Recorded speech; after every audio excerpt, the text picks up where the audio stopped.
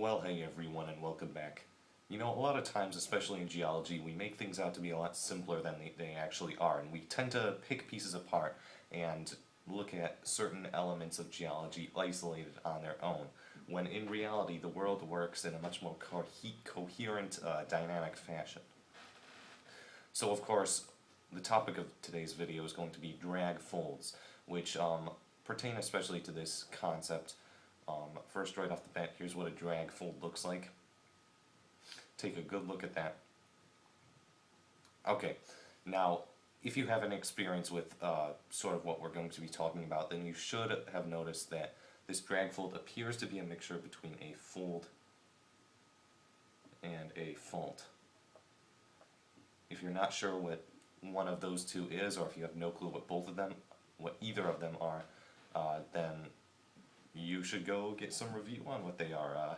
This channel has some good videos on them. I digress. Now, yeah, a drag fold is sort of a mixture between a fold and a fault, for lack of a better word. And they occur at reverse plate boundaries because, recall, these are where we have compressional forces pushing two plates together that result in the footwall being down thrown and the hanging wall being thrown above it. So yeah, the compressional force is an important piece because, remember, folding only occurs under compressional forces. It's when you push them together and they either push upwards or push downwards.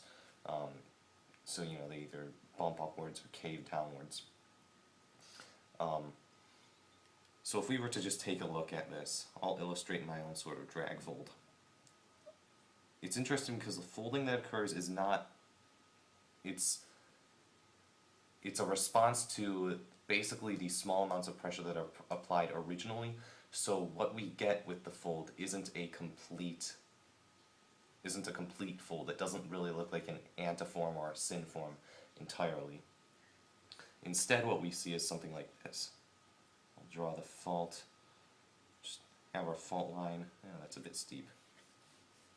There. Excuse me, a bit gently sloping. We'll just have our fault line right there. Now the footwall is going to be upthrown, so, excuse me, the footwall is going to be downthrown, FDR, footwall downthrown reverse. So we're going to see this piece lower than the original piece. So we can just look at this like something, there's our folded piece coming up, and then since this was downthrown, we're going to have the upper piece going like that.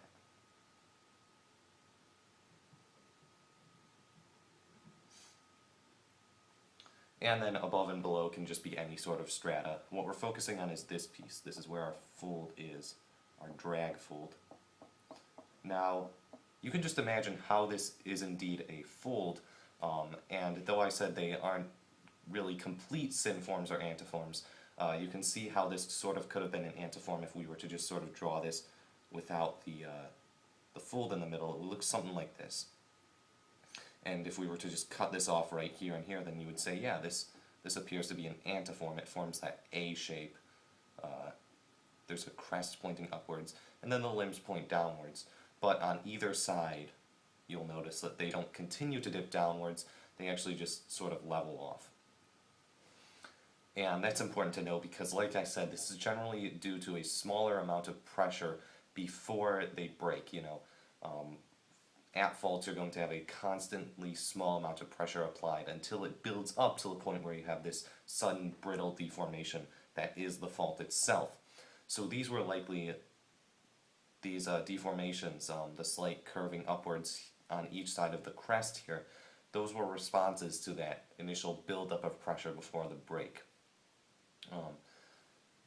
Which is why, one, it's folded slightly, but two, not so much that that we have a complete antiform or synform that, you know, look more like that.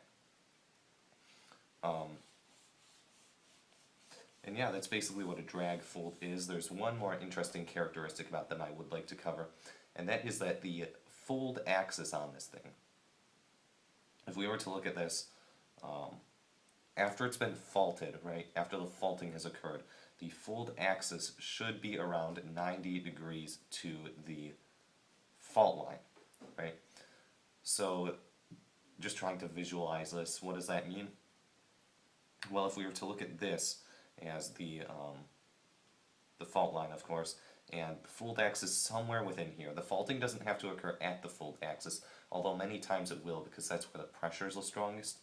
We'll see that it is indeed 90 degrees, or close to that, 90 degrees to the fault line. So I don't know where exactly the axis or the axial plane is on this fold, but let's just say it's right there, like right in here. And that should form a 90-degree angle with the fault line.